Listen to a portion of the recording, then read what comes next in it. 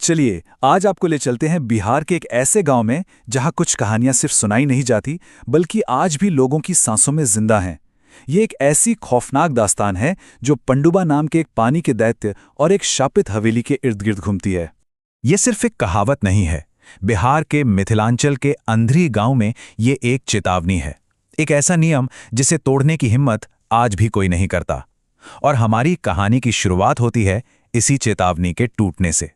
तो मिलिए सुमित से, शहर में पला बड़ा मॉडर्न सोच वाला नौजवान जिसके लिए गांव की ये डरावनी कहानियां बस एक मजाक है।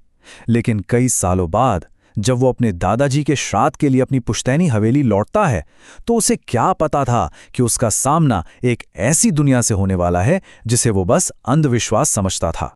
सुमित के लिए ये सब बस पुरानी बातें। वो उस हवेली में कदम रखता है जिसे गांव वाले डर से भूत हा कोठी बुलाते हैं, और उसके चेहरे पर बस एक हल्की सी मुस्कान है। उसे इस बात का जरा भी अंदाजा नहीं था कि वो हवेली और उसके पास वाला तालाब एक कितना गहरा और खूनी राज दबाए बैठे। और पहली ही रात सुमित की सारी मॉडर्न सोच, उसका सारा लॉजिक सब धरे के धरे रह जाते हैं। हवेली का वो भयानक सन्नाटा एक ऐसी पुकार से टूटता है जिसे नजरअंदाज करना उसके बस में नहीं था। उसे खिड़की से बाहर तालाब के पास अपनी मरी हुई मां दिखाई देती हैं। वही आवाज, वही पुकार, एक अजीब सी कशिश उसे बाहर खींचती है और वो जैसे किसी जादू में हवेली से बाहर निकल पड़ता है। तभी इसका चचेरा भाई रमन उसे खींचता है और चिल्लाता है, अरे कहाँ जा रहा है? वो पंडुबा है।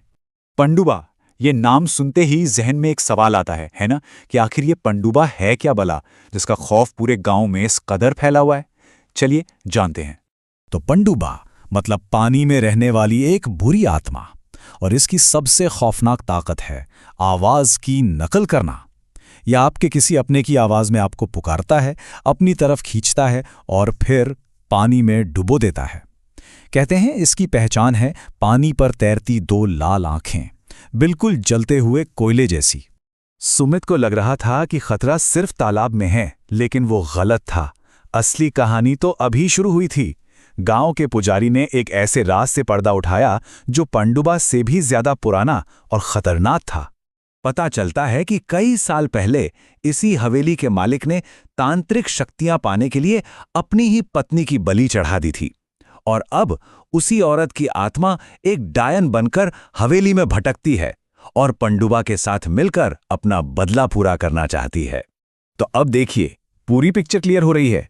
सुमित और रमन एक नहीं बल्कि दो शैतानी ताकतों के बीच फंस चुके हैं। बाहर तालाब में पंडुबा जो आवाज से बुलाता है, और अंदर हवेली में वो डायन जो वहम का जाल बुनती है, और दोनों का मकसद सिर्फ एक और बलि।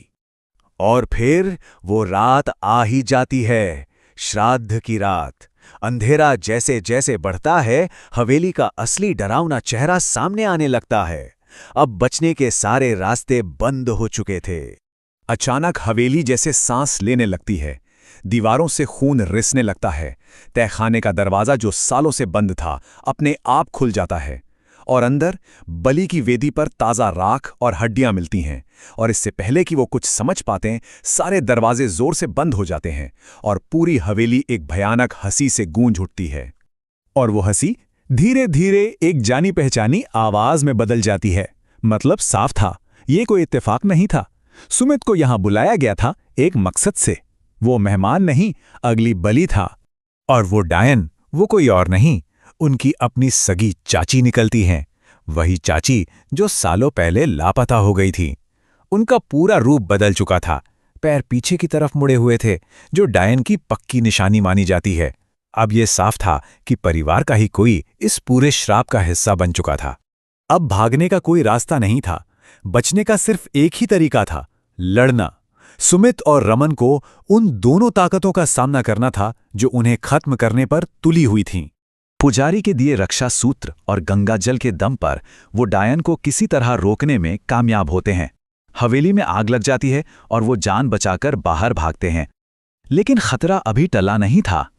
तालाब के पास पंडुबा रमन को जकड़ लेता है। तब सुमित हिम्मत करके पुजारी की दी हुई वो पवित्र तलवार पानी पर चलाता है और पंडुबा की पकड़ ढीली पड़ जाती है। उस रात वो दोनों बच तो गए, लेकिन क्या सच में आजाद हो पाए?